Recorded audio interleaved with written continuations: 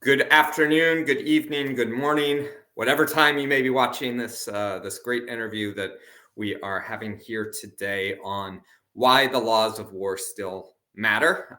My name is Tim Horgan. I am the Executive Director of the World Affairs Council of New Hampshire, and we are so pleased to bring you this conversation on a very important topic in a world that is beset with conflicts in various parts of the world, with a lot of bad actors out there doing things that they probably shouldn't be doing. But we need a way to really sort of contextualize and understand what the laws of war say, why they are important, despite the fact that it seems like no one is ever held accountable for them, and all of that.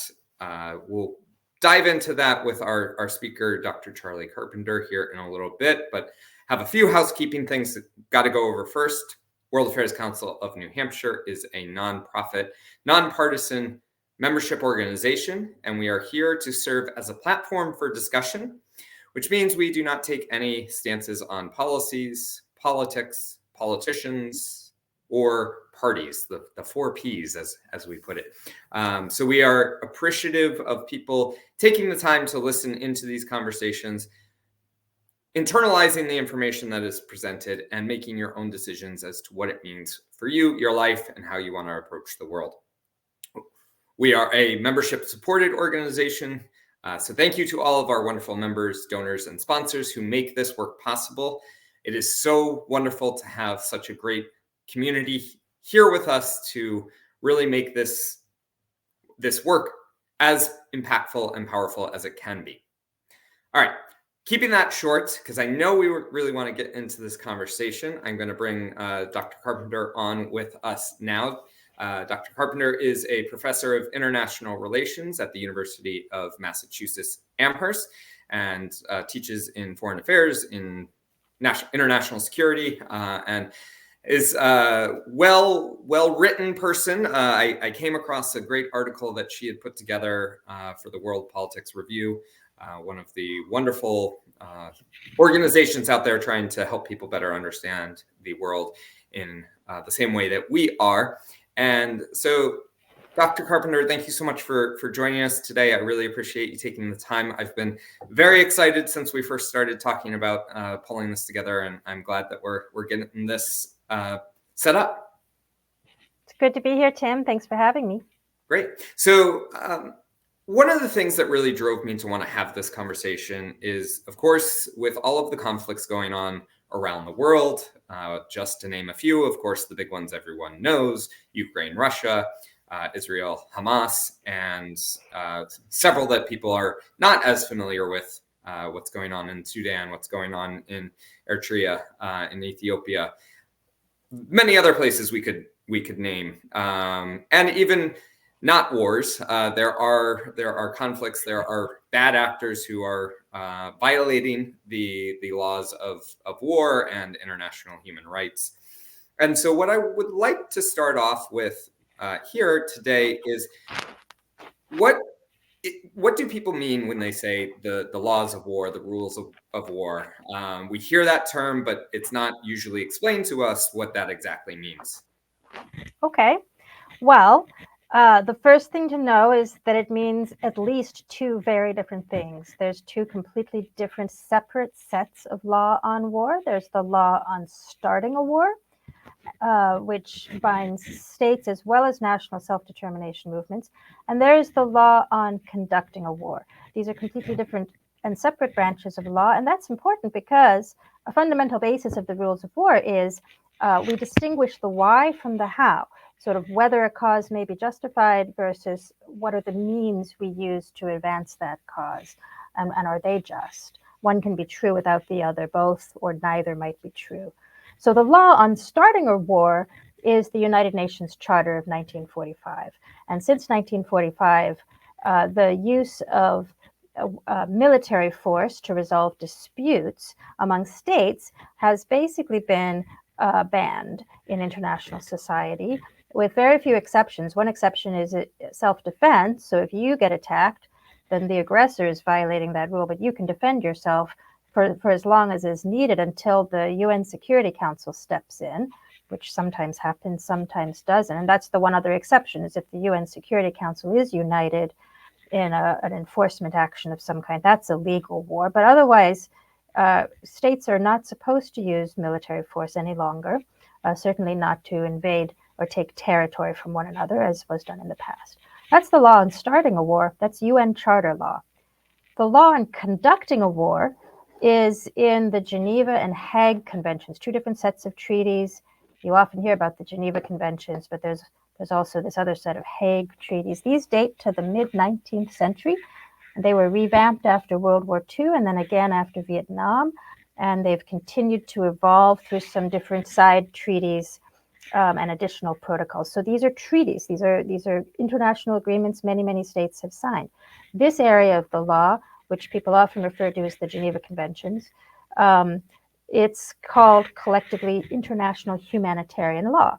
And when we talk about war crimes, that's usually what we mean, these violations of the rules on how you go about a war once you've started one or once you're in one. So it can mean war crimes can be violations of the Hague rules. Hague law is about how battle is conducted, so rules protecting combatants and civilians from inhumane weapons or indiscriminate acts in the conduct of hostilities.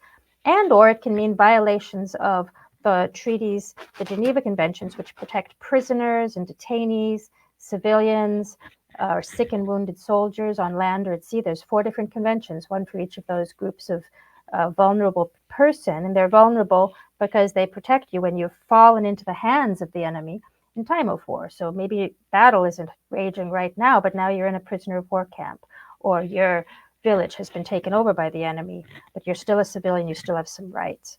So this area of the law, humanitarian law, these two strands together comprise how soldiers and the states they're fighting on behalf of, how you treat enemy soldiers and civilians in time of war. And there's a lot of nuances in this law, but don't let that fool you. The basic rules are pretty self-explanatory. The ones that when you violate them, they're war crimes. They're pretty obvious, and most of them are so basic they're now considered customary law. So you don't have to read all the treaties to understand them. You don't have to read every page, every paragraph. The basic rules are in one article that is common to all the Geneva Conventions, common Article 3, which is universally ratified. And there's an updated list of these kinds of war crimes that are off limits in the Rome Statute of the International Criminal Court. That includes key rules from both Geneva and Hague law. And those basic sets of rules are things like no hostage taking, no arbitrary killing, no torture, no willfully causing suffering or destruction of property, no forcible transfer of populations, no willful impeding of relief supplies indispensable to the civilian population, no targeting civilians, etc. And it protects combatants as well as civilians. We often hear a lot about civilians, but there's certain things you shouldn't do to soldiers either. You can't kill them in inhumane ways. You can't torture them. So even though this area of law has a lot of complexity, the core of what we might call atrocity law is actually pretty clear. Does that answer the first question sufficiently? Yeah, no, that's great. And basically, I think it can maybe this is too far, but distilled down to let's be decent human beings. Yes, war is horrible. Yes, war is tragic, but let's not make it worse than it has to be. Absolutely. And I guess the one thing you might also add to this is that these laws on the conduct of war that are reflected in Common Article 3 of the Geneva Conventions and that Rome Statute, they don't have exceptions. So these rules are agnostic on factors like whose cause is more just, who's more powerful, who has the better claim to territory or sympathy, who's winning, who has done what to whom, how hard it is to avoid breaking the rules in the context. These rules are just meant to apply at all times, irrespective of the justice of someone's cause, and they apply to each side unilaterally, regardless of what the other side does. So if someone's committing atrocities against you, it doesn't mean you can go murder their children. So context is irrelevant when it comes to these rules. And the reason for that is that every actor that commits atrocities believes they're justified in doing it. Nobody goes out and kills civilians just for fun. And so the drafters of these treaties knew that having a basic set of common human decency guardrails, safeguards, that's just basically a guardrail against the kind of thinking that escalates wars, leads to the worst kinds of violence. And that's good for everybody. Yeah. And real quick, this applies both to state and non-state actors, correct? That's correct. So the laws of war apply to all states in the sense that all states have ratified the Geneva Conventions, as well as the UN Charter. It's one of the few universally ratified treaties. And then armed groups are also expected to follow these rules as well, meaning they can be brought to justice if they don't. Early convictions of the International Criminal Court, for example, were actually against leaders of armed groups that had recruited child soldiers or committed sexual violence, not against states. So they're not technically signatories to the treaties, but many armed groups have actually signed codes of conduct saying we won't rape, we won't target civilians, we won't use landmines as well. And under the existing treaties that states have signed, armed groups, especially those fighting wars of national liberation, you can get in trouble for doing these things, but you also get privileges. There's some rules on becoming a privileged combatant if you follow these rules. So there's actually some status for certain kinds of armed groups under the treaties as well. Okay, so we see many examples of the laws of wars being violated in conflicts around the world. We have at least two current or former heads of states who are under indictment by the International Court for genocide or crimes against humanity, war crimes, etc. There may be more that I don't know of. Omar Bashir from Sudan and Vladimir Putin are the two I know of. But we don't really see a lot of enforcement. Bashir is sitting in a jail cell in Sudan on corruption charges, not on genocide charges. Putin still is leading Russia in its war against Ukraine. So how can we enforce these laws? Whose role is it to enforce these laws? And why is it that we don't see a lot of enforcement? There are some cases, of course. Mm-hmm. There are some cases, and one of the great things about international humanitarian law as an area of law is that it is criminal law, which means there is actual individual accountability for war crimes, not just state accountability. Historically, what that meant, the answer to this question, is that states were expected to prosecute their own war criminals. And some of this actually does happen more often than you would think. So Lieutenant Calley, for example, was prosecuted for the My Lai massacre under the Uniform Code of Military Justice. Now, he didn't serve, that's perhaps an example that proves the question. He didn't serve a very long sentence because he was eventually pardoned by Richard Nixon for the massacre of those 500 Vietnamese civilians. And there was a lot of public outcry about whether he should go to jail or not. But soldiers do get held accountable for war crimes sometimes by their own countries. The problem is this is a very uneven practice because in time of war, people do rally behind their own soldiers. So it's not always enough. And what has happened over time is that there have arisen a variety of international tribunals that are meant to provide less selective forms of justice, at least for the worst war criminals. After World War II, of course, there were war crimes trials for the Nazis at Nuremberg and for Japanese war criminals at the Tokyo tribunals. Of course, you could argue that was victor's justice because the Western allies didn't hold themselves accountable for the bombings of Dresden or Hiroshima, for example. But it was something. Later in the 1990s, there were a number of ad hoc international war crimes tribunals set up under UN auspices by the Security Council, the International Criminal Tribunal for the former Yugoslavia and for Rwanda. And in both of these cases, they had a very limited jurisdiction, specifically focused on those conflicts and on the genocide.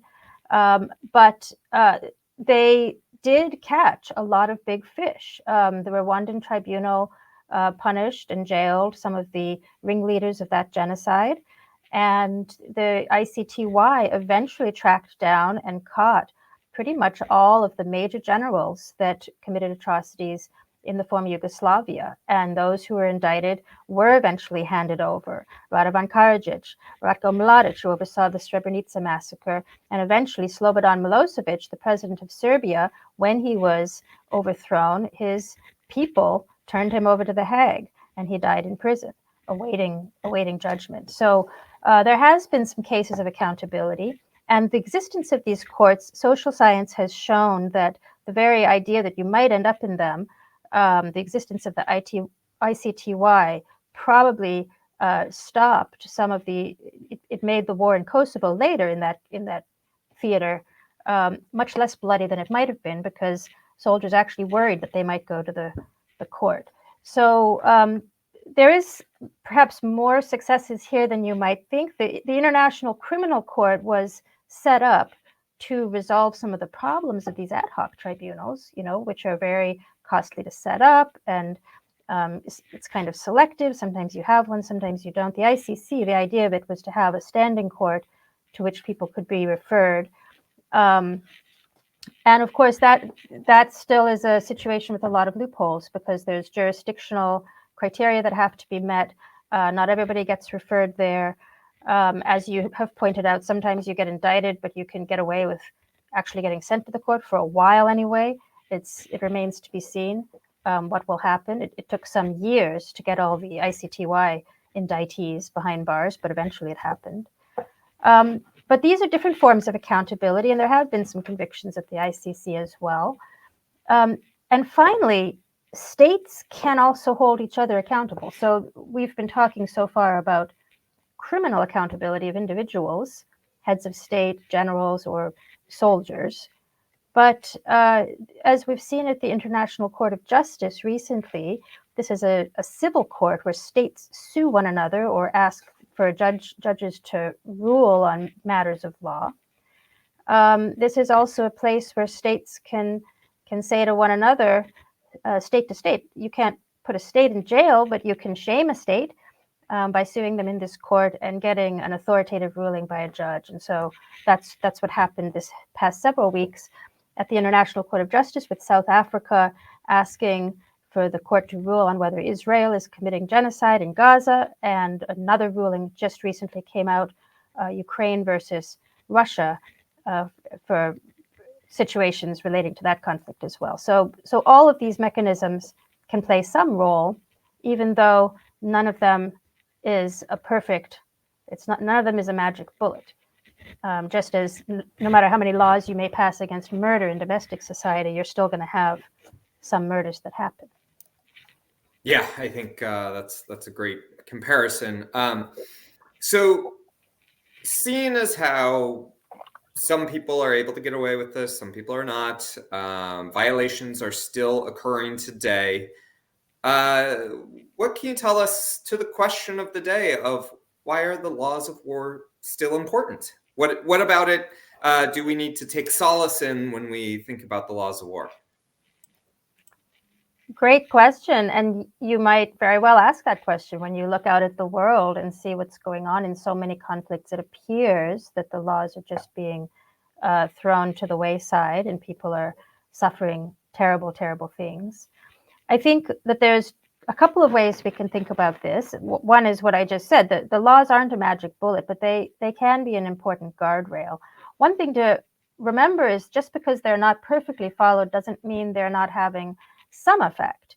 You can, the measures you take to solve a problem may not solve that problem entirely, but they may bring you to a much safer world than the world in which you had no rules at all. And when you compare, for example, the number of civilians dying in wars today to the bloodshed of the world wars, where before we had hard multilateral rules against targeting civilians, now what's happening is indiscriminate targeting is happening, sort of recklessly endangering civilians out of proportion to military objectives may be happening. But in very few places do you see great powers, for example, using air power to intentionally burn down whole cities. So to some extent, you can compare what we see today to what we've seen in the past, and you can take solace in that. The world today is less bloody, and the guardrails are higher than they would have been in the past. It doesn't mean that we don't still have a long way to go. Another way to think about it, though, is that even when these rules are willfully breached, distinguishing the how and the why of humanitarian law, the way the rules ask us to do, is really important because it helps us kind of interrupt conflict psychology that tends to escalate conflicts, because they can help us have more informed and more empathetic and more accountable conversations that support peace and reconciliation rather than support conflict escalation. So, for example, these laws allow conflict-affected societies to direct the tools of international justice at specific perpetrators rather than punishing whole societies for their fighters' crimes. In theory, that's what it should allow us to do. Or it empowers societies to hold our own warriors accountable, because that's great, because that's where we actually have more influence, is over the people on our own side. Disrupting black and white thinking is really important. It allows moderates on both sides to insist that violence not be carried out in their name if they can point to these rules. And the law just creates a framework where we can sort of agree to disagree on whose cause is more just or whose people are more victimized, and still just agree on some fundamental tenets like, no matter what happens, we're not going to murder or justify murdering each other's children, whether through intentional gunfire or just willful indifference to the predictable effects of siege and bombardment. So these are fundamental rules under the laws of war, and it's not just lip service. These aren't just slogans. There's a lot of political science research that shows how the laws of war do have these effects on different populations. So the problem is that the law can also be used to point fingers and demonize the enemy. And when you do that, they can actually have the opposite effect. And so what we have to do as informed citizens is sort of guard against that thinking with our elected officials and in our repertoires of protest and in our interpersonal conversations. And the best way to do that is to understand what the law actually says. Well, and I appreciate that. I mean, I think some of the things that I was thinking about as you responded was that it's very hard to prove something that didn't happen. So the idea that we have these laws of war and we don't know what they have prevented because it didn't happen, can't prove that. Mm-hmm. So that was really great. And then also, just talking about how, I think in your article, you termed it as a just war fought unjustly is no longer a just war. Mm-hmm. And I really like the conversation you kind of got started with here in terms of how do everyday people use the laws of war, and connecting that back to the idea that, as you mentioned earlier, one side violating the laws of war does not make your side violating the laws of war okay. So can you talk a little bit about how people might be able to take the information we've heard here today and have some better understandings about how can we talk about these conflicts, whether it's our country involved with it or other countries that we see around the world, and we're picking sides, whether whether right, wrong, or indifferent. Can you talk about how we can use these laws of war and this better understanding that we have here today to have better conversations and push proper policies forward? Yeah, I think some of it is what I've been saying already, which is to just remember that you can argue over the why while still having some common denominator on the how. And I think something that individuals have to be cautious of is that their leaders in time of war are often very incentivized, very motivated to blur those distinctions and just use, often the laws of war becomes a tool that leaders use to persuade their civilians to go along with whatever they're doing in armed conflict. So it becomes a kind of propaganda. The law can get used in self-serving ways to point fingers at the enemy, they did something terrible. Well, that's an atrocity, but we're going to justify what we're doing. Different conflict actors, be them states or armed groups, will pick and choose the laws of war that favor them and disfavor the enemy. We see this in the Ukraine-Russia war. We see this in Taliban-controlled Afghanistan, with the U.S. and Iraq, Israel and Gaza, certainly. And research on conflict psychology just shows that it's very, very easy for us to fall prey to that. We are all wired to sort of close ranks with the ones we most sympathize with in time of war.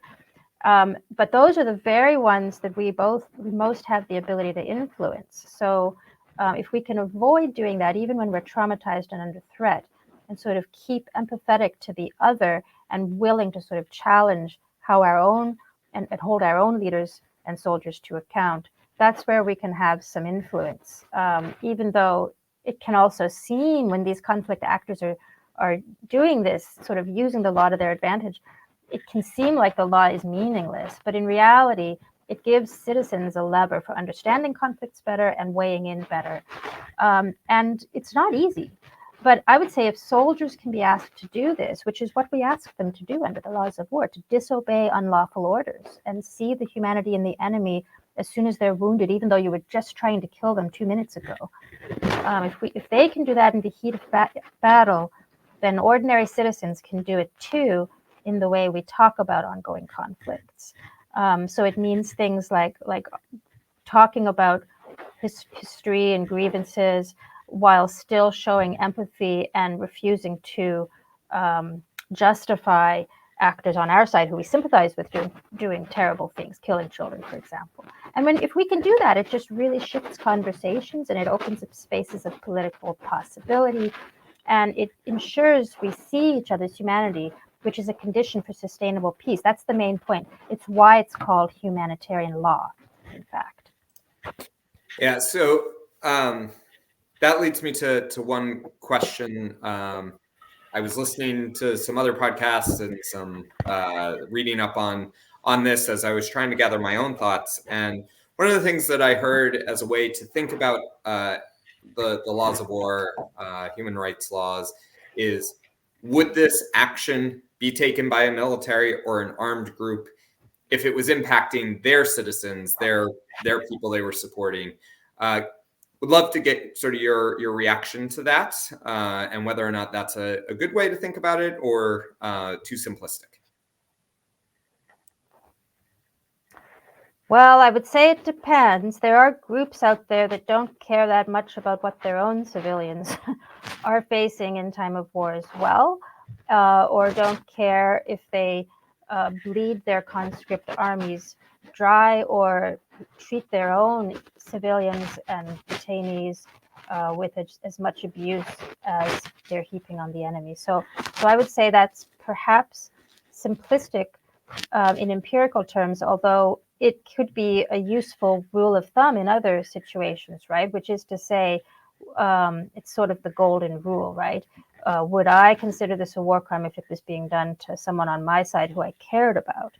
And if you think about it that way, that can be a helpful metric.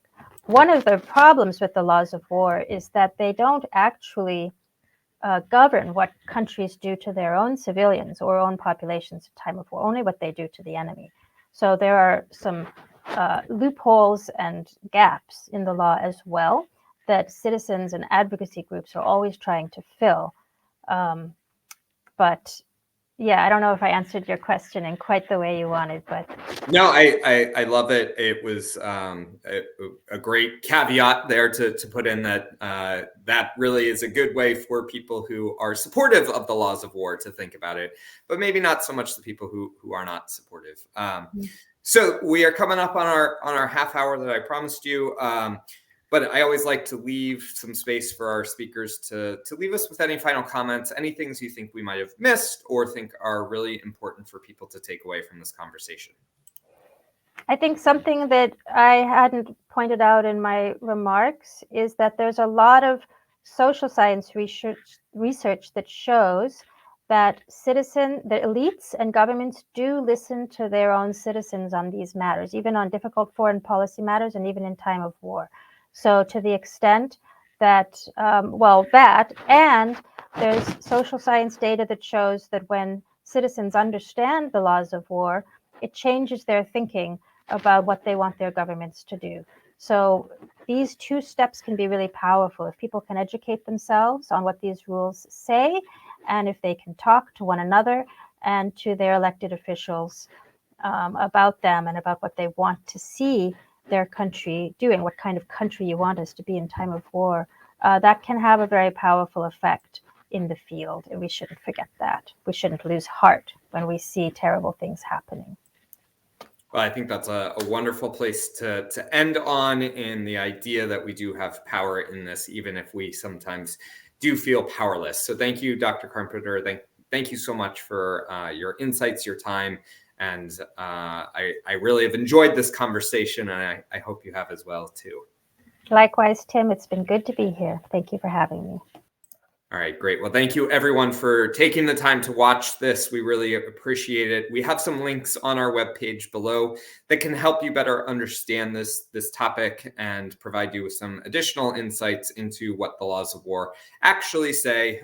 We will link to Dr. Carpenter's excellent articles that I've really enjoyed reading. So please do check them out. And thank you so much. We look forward to seeing you the next time around.